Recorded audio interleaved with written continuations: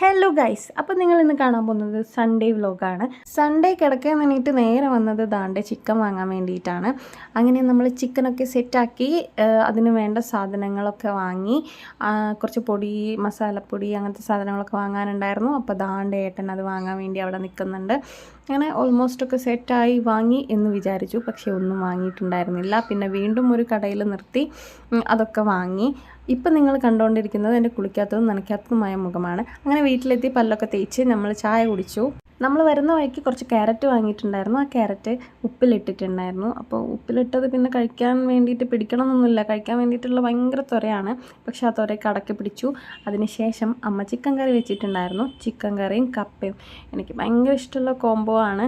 അങ്ങനെ അത് രണ്ടും കൂടി ഒരു പിടി അങ്ങോട്ട് പിടിച്ചു. അതിനുശേഷം മസാല ചായ ഉണ്ടാക്കി കുടിച്ചു. പിന്നെ ഞാനൊരു റീലൊക്കെ എടുത്ത് അങ്ങനെ ഇന്നത്തെ ദിവസം പകുതിയോളം കഴിഞ്ഞു. അപ്പോൾ അത്രേ ഉള്ളൂ. ടാറ്റാ.